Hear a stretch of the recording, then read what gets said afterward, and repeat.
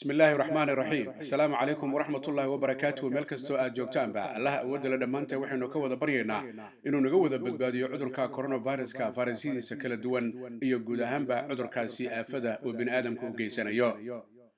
maanta waa maalin jimco ah 15 bisha January 2021 cudurka coronavirusku aad ayuu ugu siyaadayaa meelo badan oo dunida ka mid ah gaar ahaan fayrasyada dambe ee horaantii ka bilowday UK iyo South Africa kadibna ku baahay dunida iminkana si aad ugu faafay wadamada ku yaala Latin America. UK marka aynu ku bilowna waxay soo saartay barnaamij iyo go'aan ay ku xanabayso guud ahaanba duulimaadyada ka imanaya dhinaca koonfurta America iyo waliba bartamaha America dalalka ku yaala wadanka Cape Verde iyo waliba wadanka Portugiiska ee ku yaala qaaradda Yurub. arrintaas ayaa waxa ay bilaabanaysay saaka oo jimcaha waa berigii sida uu ka dhawaajiyay xogayaha gaadiidka ee UK. arrinkan waxaa lala xiriiriyay in dalka viruska ee asal ahaan UK iyo South Africa laga arkay oo ku baahaysa guud ahaanba Brazil,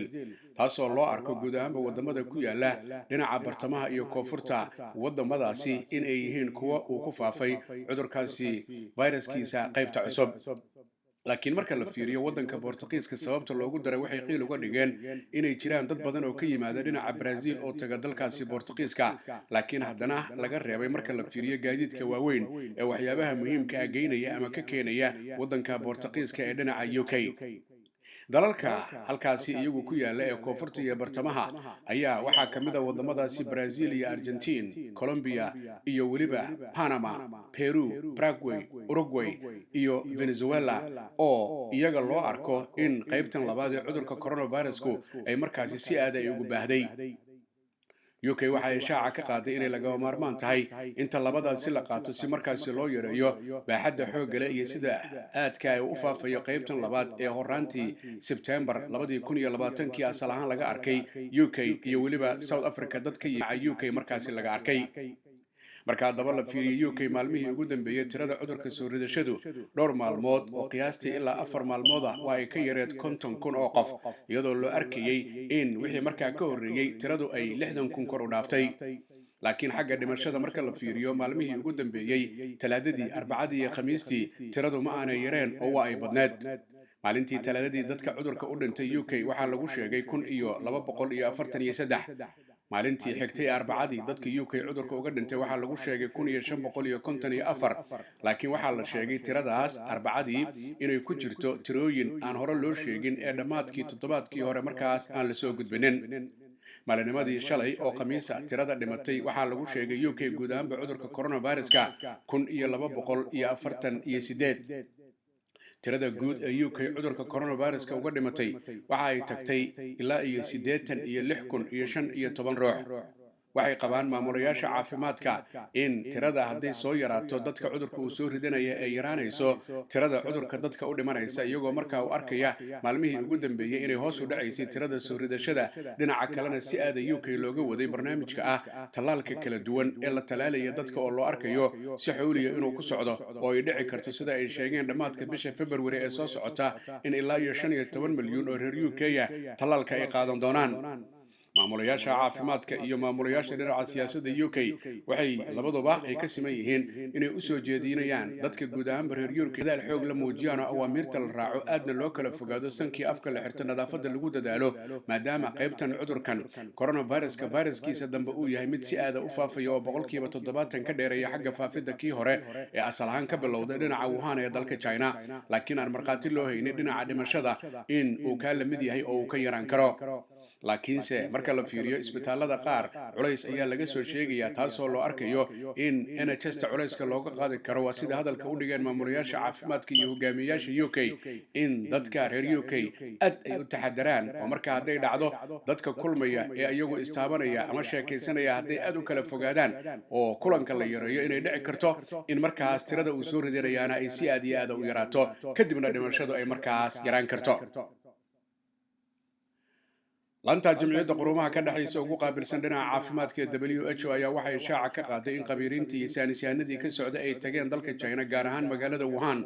oo markaas la geliyay 2 toddobaad oo karantiil ah maadaama ay dalka China tageen kadibna ay gudan doonaan sida WHO ay sheegtay barnaamijkay u tageen oo ahaa baaritaanka la xiriira asal ahaan magaalada Wuhan cudurka iyo suuqa uu ka bilowday in la ogaado iyo xaaladdu sida ay tahay.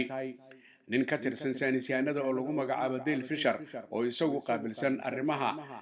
laanta jimciyadda qurumaha ka dhaxaysa WHO xagga cudurrada markaas dhaca iyo jawaabahooda ayaa waxa uu sheegay ujeedada aanu u tagnay dalka China inay tahay inaan ogaano oo aan baarno asal ahaan cudurkan coronaviruska viruskiisa suuqa weyn ee dhinaca kalluunka ee laga arkay dadka oo aan wareysan doono buu yiri iyo guud ahaanba la xiriirka sida xayawaanaadku ay u dhici karto inay dadka ugu gudbiyaan viruskan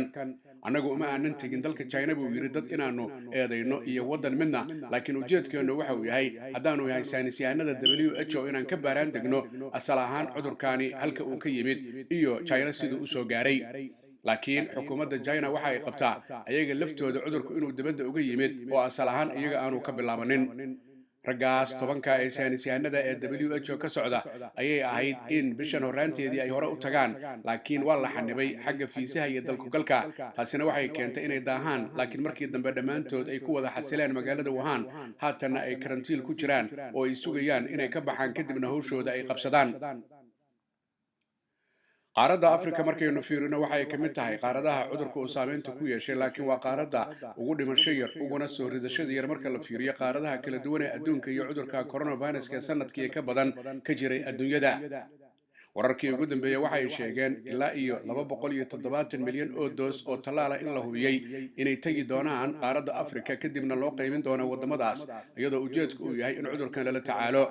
wararku waxay sheegayaan ilaa iyo 600 milyan oo doos in horay ay u dalbatay qaaradda Afrika oo ay sugayeen laakiin ay u arkaan tiradaas inaanay ku fileen marka la fiiriyo dadweynaha reer qaaradda Afrika taasina ay keentay iminka in la soo xasiliyo 270 milyan oo doos oo waliba ay dhici karto baa la yiri qaar kale inay u baahdaan wadamada jeebkooda aan u buurayn ayaa waxay u muuqdaan in waqti dambe talaaladu ay gaarayaan marka la fiiriyo ama la barbar dhigo wadamada jeebkooda oo buuran yahay ama lacagta haysta oo ayagu horeyba talaalka u dalbaday qaarkoodna horeba ay u bilaabeen dadkooda inay talaalaan talaalada iyaga ee tegaya qaaradda Afrika ayaa waxaa laga kala iibinayaa AstraZeneca iyo Oxford talaalka ay soo saareen oo laakiin laga soo saarayo halka lagu magacaabo Serum Institute oo ku yaala dalka Hindiya talaalka Pfizer iyo BioNTech iyo talaalka shirkadda kale Ameerikaanka ah ee Johnson & Johnson qaaradda Afrika marka la fiiriyo cudurkan qaybtiisa dambe ayaa South Africa laga arkay taasoo loo arkayo meelo badan inay ku faafi karto laakiin loo arko qaaradda inteeda badan inaan culays weyn ka fuulin marka la barbar dhigo wadamada kale ee adduunka dalka Brazil haddaynu soo qaadano ayaa wararkii ugu dambeeyay waxa ay sheegayaan inay ka yaraadeen qalabka caafimaadka sida oxygen-ta oo kale iyo waliba sariiraha dadka la seexiyo iyo kuwa kale sariiraha dadka lagu qaado marka la doonayo in laga soo qaado halka ay markaasi ku xanuunsadeen arrintaas ayaa waxaa ka dhawaajiyay maamulayaasha caafimaadka ee dalka Brazil oo sheegay tallaabadaasi inay tahay mid ka dhacday gobolada qaar ee dalka Brazil oo iminka la doonayo gobolada kale in kaalmo looga raadiyo waddanka Brazil marka la fiiriyo waa waddanka labaad ee xagga dhimashada oo waxa ka horeeya Mareykanka oo kaliya isla markaasina waddanka saddexaad ee xagga soo ridashada oo waxa ka horeeya Mareykanka iyo India dalka Brazil waa wadamada wali aan talaalka laga bilaabin taasoo la raacin xoog leh ay ka timid bulshada reer Brazil oo arkaya dawladda Jair Bolsonaro inaanay shaqadoodii qabsanin laakiin ay qiil ka dhigeen inay hubsanayaan oo ay doonayaan talaalka ay rabaan inuu noqdo mid markaa ay hubiyaan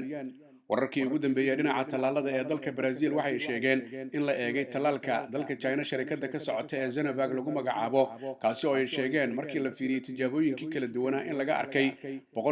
50.4 in waxtarkiisu uu fiican yahay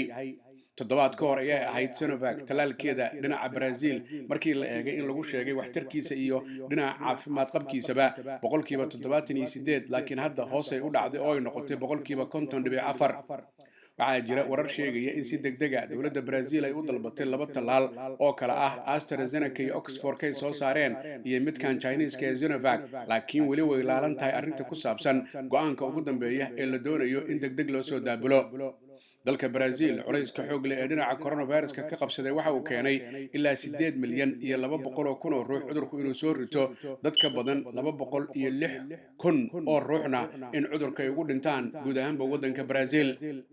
guud ahaan adduunyada qayladaan xoog leh ayaa ka jirta iyadoo talaaladiina ay ku socdaan laakiin tirada uu soo ritay ayaa aad u badan tirada ka badbaaday way badan tahay tirada u dhimatana aad uma yara oo marka la fiiriyo tirada dhimashada adduunyada oo dhan 2 milyan oo ruux ayay madaxa la gashay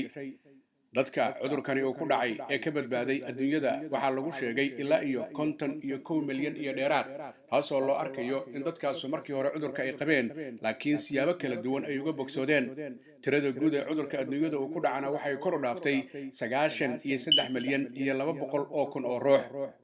iyadoo haddaba tallaaladii ay sidaasi u socdaan dhinaca kalena faafitaanka uu jiro ayaa waxaa la eegayaa guud ahaanba xaaladuhu sida ay noqdaan, oo markaas bilaha soo socda loo arki karo waddamada qaar in wanaag uu ka muuqan karo haddii tallaalka ay markaasi si aadah loo kordhiyo u qaataan dadku, iyadoo dhinaca kalena qaboobihii lagu jiro waddamo badan culayska xoogga lehina uu ka jiro dalalka qaboobahoodu aadka u daran yahay. barnaamijkan isaga iyo faafintan iyo qaybtan fariinta ah waxaynu soo gudbinaa maalmaha talaadada iyo weliba jimcaha ee toddobaad walba, iyadoo aanu ku qaada dhigno guud ahaanba amuurihii ugu dambeeyey cudurka coronaviruska iyo xaalku sida uu yahay biidnillaahi kariim. marka haddaba aynu fiirino fariinta waxaa fududeeya sharikadda dhinaca qaadista alaabooyinka xagga UK laga qaadayo lana keenayo xagga Soomaaliyana guud ahaanba la geynayo lagana keenayo waa sharikadda lagu magacaabo Parcel Host oo fadhigeedu yahay UK. xafiiskeeda weynina uu ku yaalo bariga magaalada London 473 High Road Leyton, halkaas oo uu diyaar ku yahay ganacsade Axmed Barqadle iyo weliba iyadoo halkaasi laga heli karayo oo kale DHL-ka guud ahaanba adduunyada oo dhan laysaga daabulo alaabooyinka haddaad diraysidii haddii lagu keenayo intaba.